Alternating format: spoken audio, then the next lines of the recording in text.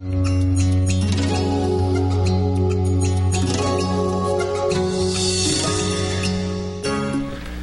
estamos de volta com o nosso Imóveis Grandes Ideias, o nosso encontro semanal aqui pela TV Serra Azul, que procura captar as grandes ideias dos profissionais da área de construção, decoração, enfim, não é? E de alguma forma compartilhá-las com você que assiste o nosso programa.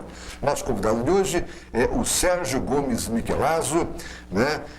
Engenheiro civil, filho do saudoso Gastão Michelazzo. Oh, que saudade, que tempo bom, né? Está discorrendo aqui sobre o tema construção civil. Ô Sérgio, no primeiro bloco nós conversamos aí acerca do romantismo do passado, né? Como é que era ser engenheiro, tinha um engenheiro prático, etc. e tal, né? Hoje em dia, e algum tempo atrás, isso era mais lacônico, né? O engenheiro se confundia com o arquiteto, né? São atividades afins que correm paralelo, né? São correlatas, mas qual que é a diferença básica? E mais uma vez, sempre é bom a gente estar falando com os nossos amigos que acompanham o programa, né? Qual que é a diferença entre o arquiteto e o engenheiro? Então, se existe diferença, né? Me desculpe, nos profissionais. Na verdade existe, porque engenharia, ela é de área de exatas e a arquitetura é área de humanas. Então, só dessa diferença já dá para você entender. Então, o que o curso de engenharia foca? Foca matemática, estrutura, orçamentos. Então, é um curso mais dirigido para exatas mesmo. E arquitetura não, é espaços, ambiente, é convívio das pessoas. Então, na verdade, são duas profissões, apesar de no interior trabalhar no mesmo segmento, eles têm uma diferença muito grande. O ideal seria, né, eu imagino, o arquiteto fazer o projeto, porque os estudos na área de arquitetura vão para esse direcionamento, né? A pessoa aprende o espaço de uma pessoa, quanto que ela ocupa, quanto que ela convive bem, qual a iluminação ideal, posicionamento da casa em relação à iluminação natural e etc. E a engenharia já vai para o lado da construção, né? Quais materiais vão ser utilizados, o que viga que precisa, qual é a ferragem disso aqui.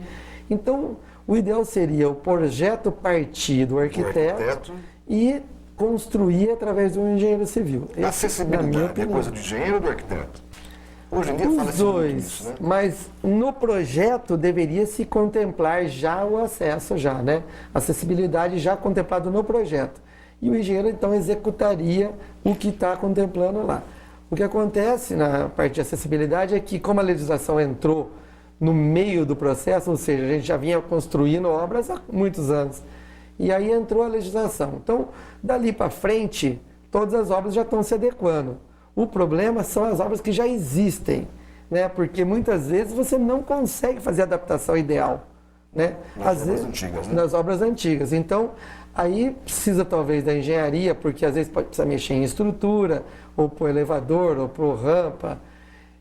Mas também é bom o arquiteto, porque o arquiteto tem noção dos espaços, quanto mede uma cadeira, quanto que ela precisa para girar, qual é o espaço para o cadeirante sair de uma cadeira e acessar um vaso sanitário, e assim por diante. Então, na verdade, os dois trabalham com isso.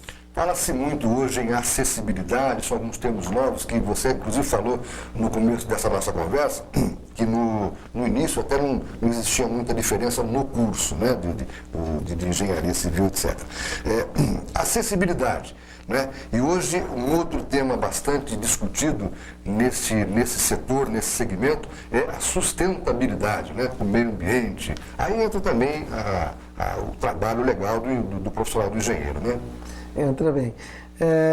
E também é outro assunto, né, que entrou, se eu não me engano, no Estatuto das Cidades, em 88, já entrou algumas regras novas de sustentabilidade. Por exemplo, já existe uma lei onde todos os resíduos da construção civil deveria ter uma destinação diferente do aterro sanitário. Isso acontece hoje ou não? Não acontece, mas já existe a lei.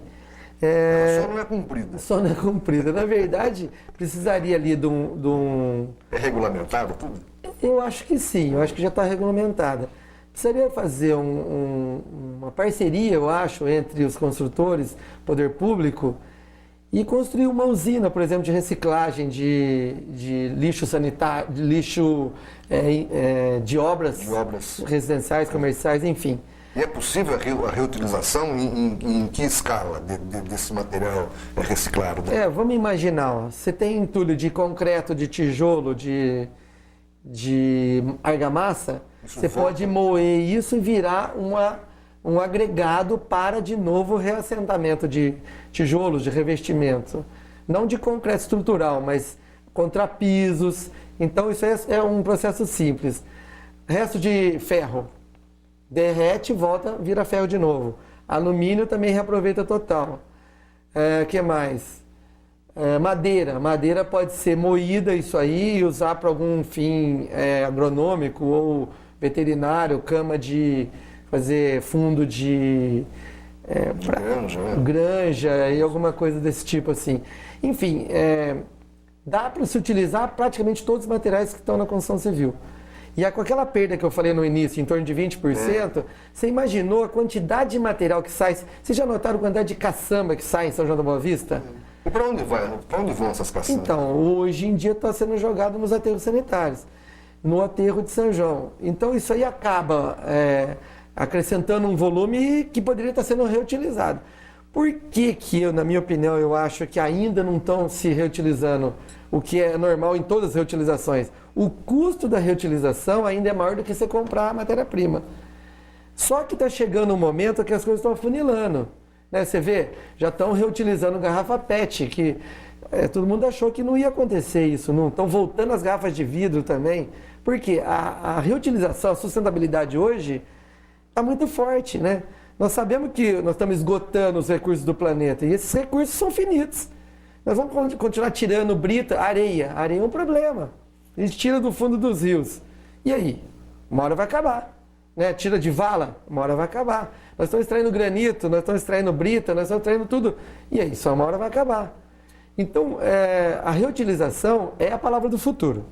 O vidro, particularmente, é sabido que que pode ser reciclado em 100%. Ou seja, se você pegar 1 quilo de vidro, reciclar, você faz 1 quilo de vidro de novo.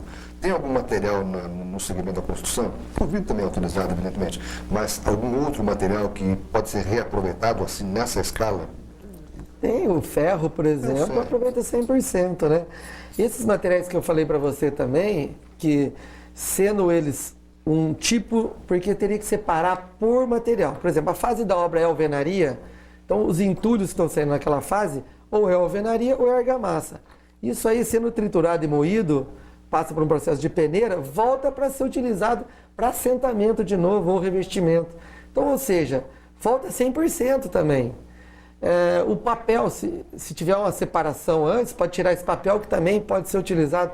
Enfim, eu acredito que um processo bem feito, não sei se seria 100%, mas em torno de 90%, 95%, eu tenho certeza que utilizaria. Existe a possibilidade de reaproveitamento, então, em grande escala? Em grande escala. Só não fazemos, no momento, você informa que em função do custo. Eu imagino que seja isso, né? Eu olhando pelo lado das construtoras, né? Ainda hoje é mais barato ser descartado do que se reaproveitar. Agora, a legislação está afunilando. Então, o brasileiro, ele trabalha conforme a legislação aperta, né? Eu imagino que o órgão público fazer uma parceria com as construtoras, com o setor, a cadeia toda, né? De construção civil. É possível. É possível fazer uma usina de reciclagem, que já existe em algumas cidades aí, e a gente melhorar o aterro sanitário, né? E melhorar os processos, né, de construção civil. Na realidade, o aterro sanitário de São João da Boa Vista vai ser definitivamente encerrado, né, em função até da própria legislação, né, e no seu lugar vão existir aí outras providências que não nos cabem nesse momento falar, né. Mas você fez parte da Associação dos Engenheiros, Arquitetos e Agrônomos de São João. Continua participando ou não? Eu faço parte da diretoria ainda. Isso, faço parte da diretoria, né? Você foi presidente, né? Fui presidente e hoje eu faço parte da diretoria. A Associação dos Engenheiros, eu gosto muito, eu sou suspeito de falar porque eu ajudei a montar, ajudei a organizar e Então participei e como todo mundo, né, todo mundo dedicou um tempo lá. E ela, quando eu estava lá e até hoje ela continua assim, ela oferece à sociedade algum tipo de serviço. Por exemplo, nós trabalhamos no plano diretor, que foi entregue, se eu não me engano, em 2005, na época do Laerte. Nós trabalhamos de graça para a prefeitura durante 5 anos, arquitetos e engenheiros, para ajudar o município a se desenvolver. Hoje estão se falando em revisão do plano diretor, com certeza a associação vai estar participando e dando a contribuição ali. Porque engenharia está muito ligada, e arquitetura, a planejamento de futuro, né? E é isso que talvez está faltando no Brasil, né? Falta mais planejamento e cumprir, né?